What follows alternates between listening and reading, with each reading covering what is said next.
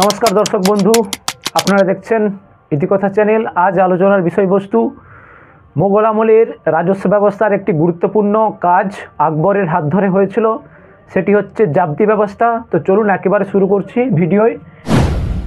এই জাবতি ব্যবস্থা দেখব আমরা কিভাবে আকবরের হাত ধরে মোগল রাজস্ব ব্যবস্থায় সংস্কার হয়েছিল।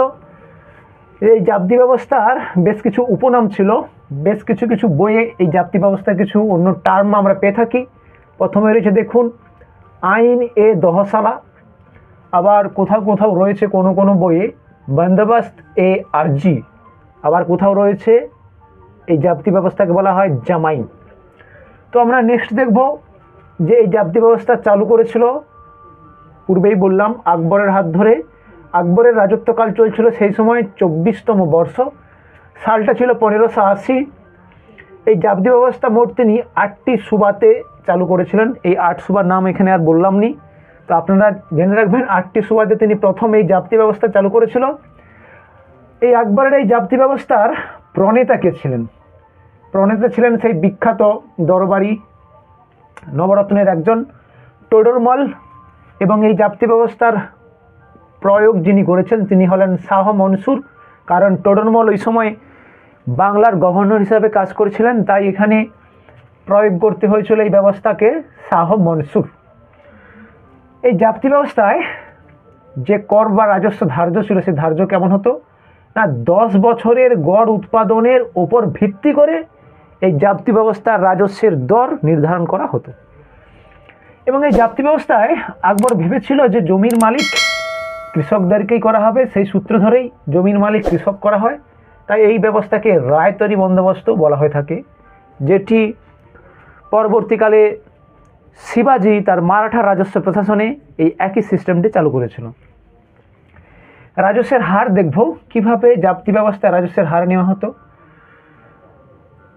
33%, তবে মুলতান রাজস্থান এলাকায় ওখানে 25% রাজস্ব নেওয়া হতো, এবং কাশ্মীরে খেয়াল করবেন কাশ্মীরে রাজস্বের পরিমাণ ছিল অর্ধেক, অর্থাৎ 50%। এই জাবতি ব্যবস্থায় একটি টার্ম আমরা পেয়ে থাকি জিন্স এ কামিল। এই জিন্স এ কামিল হচ্ছে উৎপাদনের দর ডিভাইডেড বাই 10 বছর, অর্থাৎ 10 বছরের গড় উৎপাদনের দরের উপর নির্ভর করে যে জাবতি সিস্টেম, যাকে জিন্স এ কামিল বলা হয়। এবং নেক্সট দেখব গুণগত মান তালিকা মূল্য নির্ধারণ করা হয়েছিল, অর্থাৎ উৎপাদনের গুণগত মান বা যে জমিতে রাজস্ব আদায় হবে সেই জমির গুণগত মান নির্ধারণ করে একটি রাজস্বের মূল্যের তালিকা তৈরি করা হয়, তাকে বলা হতো দস্তুর। যে সমস্ত বন্ধুরা এই চ্যানেলে প্রথম ভিজিট করেছেন বা ভিডিওটি প্রথম দেখছেন, তাদের কাছে বিশেষ অনুরোধ ভিডিওটি সম্পূর্ণ দেখবেন। তারপর যদি মনে হয় চ্যানেলটি আপনাদের কাছে খুবই উপকারী বা ভিডিওগুলো আসছে আপনাদের প্রিপারেশনকে আরও উন্নততর করছে, তাহলে চ্যানেলটিকে সাবস্ক্রাইব করে পাশে থাকবেন, বন্ধুদের কাছে শেয়ার করবেন এবং ভিডিওয়ে একটি লাইক করবেন। ভিডিও কেমন লাগলো কমেন্ট বক্সে জানাবেন। তো চলুন বাকিটি শুরু করছি। নেক্সট দেখব আমরা এই জাবতি ব্যবস্থায় জমি জরিপের জন্য কৃষকদের কাছ থেকে প্রতি বিঘা 1 দাম মূল্য নেওয়া হতো, যাকে বলা হয় জাবিতানা। এটি মোট রাজস্বের 2.5% কৃষকদের কাছ থেকে রাজস্ব আদায়কারীরা নিয়ে নিত। আকবর জমি মাপার জন্য জমি মাপন পদ্ধতিতে তিনি গজ এ ইলাহি চালু করেছিলেন। যদি দেখি ভূমি রাজস্বের যে পত্র, অর্থাৎ ভূমি রাজস্বের যে জাবতি ব্যবস্থার যে দলিল বা পত্র, সেটি ফার্সি ভাষাতে লেখা হতো। ফার্সি ভাষা, কারণ দরবারের রাজভাষা ছিল ফার্সি, সেই সূত্র ধরে ফার্সি ভাষায় রাজস্বের যাবতীয় নথিপত্র লেখা হতো। আকবরের পরবর্তীকালে জাহাঙ্গীর এই জাবতি ব্যবস্থা তিনি বাংলা প্রদেশ এবং গুজরাট প্রদেশে তিনি চালু করেছিলেন। তবে এই জাবতি ব্যবস্থা সবচেয়ে বেশি বিস্তার বা অধিক বিস্তার লাভ করেছিল সাম্রাজ্যে শাহজাহানের আমলে, অর্থাৎ শাহজাহানের হাত ধরেই এই জাবতি ব্যবস্থা গোটা সাম্রাজ্যে বেশিরভাগ এলাকায় ছড়িয়ে পড়েছিল।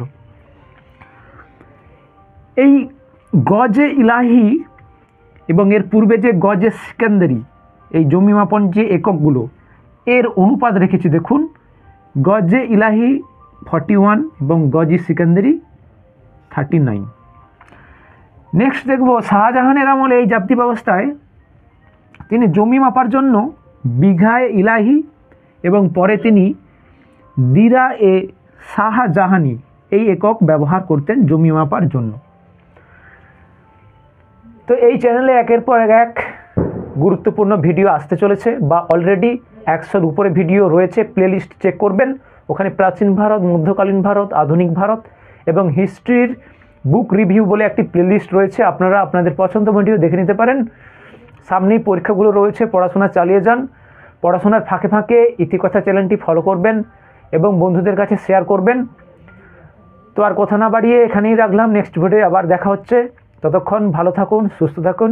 জয় হিন্দ, জয় ভারত।